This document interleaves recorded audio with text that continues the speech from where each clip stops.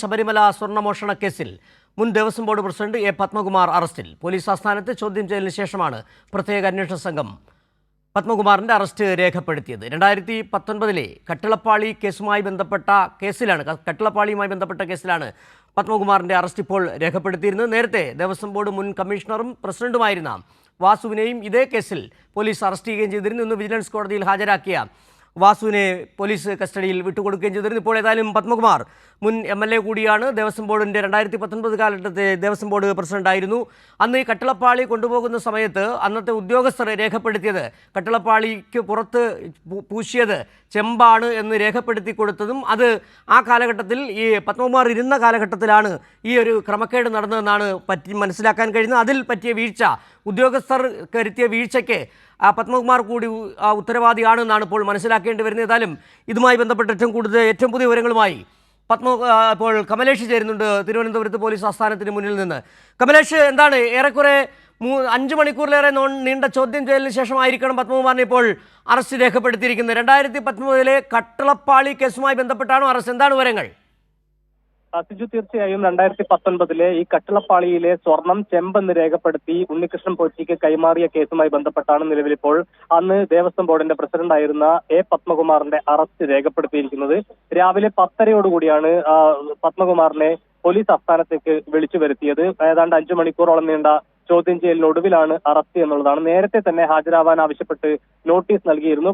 ചില വ്യക്തിപരമായ കാരണങ്ങൾ ചൂണ്ടിക്കാട്ടി അവധി പറഞ്ഞതിന് ശേഷം ഇന്ന് ചോദ്യം ചെയ്യലിന് ഹാജരാവുകയായിരുന്നു. അതിനുശേഷം 5 മണിക്കൂറോളം നീണ്ട ചോദ്യം ചെയ്യലിനൊടുവിലാണ് ഇപ്പോൾ അറസ്റ്റ് രേഖപ്പെടുത്തിയിട്ടുള്ളത് എന്നുള്ളതാണ് നിലവിലെ സാഹചര്യം. ഏതായാലും ഈ വിഷയവുമായി ബന്ധപ്പെട്ട് നേരത്തെ N വാസുവാണ് ഇത്തരത്തിൽ ഈ രേഖകളിൽ കൃത്രിമം കാട്ടി സ്വർണ്ണപ്പാളി എന്നുള്ളത് ചെമ്പ് പാളി എന്ന് രേഖപ്പെടുത്തി മാറ്റിയത്. എന്നാൽ ദേവസ്വം ബോർഡിലേക്ക് വന്നപ്പോൾ അത് കൃത്യമായി സ്വർണ്ണപ്പാളി എന്ന് തന്നെ തിരുത്തി രേഖപ്പെടുത്തിയിട്ടുണ്ട് എന്നതായിരുന്നു പത്മകുമാർ ഉൾപ്പെടെ മുന്നോട്ട് വെച്ച വാദം. എന്നാൽ ഇത് അന്വേഷണ സംഘം അംഗീകരിച്ചിട്ടില്ല എന്നുള്ളതാണ് നമുക്ക് മനസ്സിലാക്കാൻ കഴിയുന്നത്. N വാസു ഉൾപ്പെടെയുള്ള ആളുകളുടെ, അതുപോലെ തന്നെ മുരാരി ബാബു ഉൾപ്പെടെയുള്ള ആളുകളുടെ, പ്രതികളുടെ മൊഴി പത്മകുമാറിനെതിരായിരുന്നു എന്നുള്ളതാണ് നമുക്ക് മനസ്സിലാക്കാൻ കഴിയുന്നത്.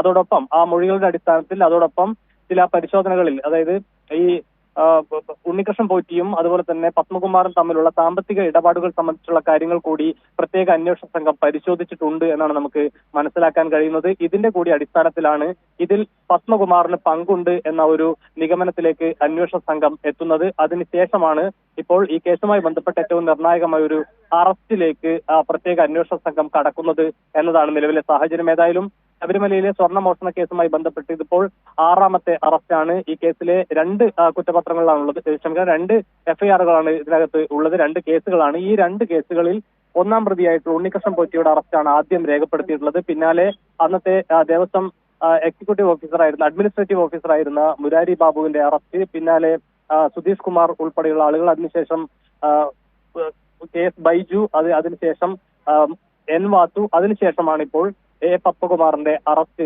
രേഖപ്പെടുത്തിയിട്ടുള്ളത് എന്നുള്ളതാണ് നിലവിൽ നമുക്ക് മനസ്സിലാക്കാൻ കഴിയുന്നത്. ഏതായാലും ഈ അറസ്റ്റ് ഏറ്റവും പ്രധാനപ്പെട്ട ഒരു അറസ്റ്റ് തന്നെയാണ്. കേസിലെ ഏറ്റവും പ്രധാനപ്പെട്ട ഒരു അറസ്റ്റ് തന്നെയാണ് എ പത്മകുമാറിന്റേത് എന്ന കാര്യത്തിൽ യാതൊരു തർക്കവുമില്ല.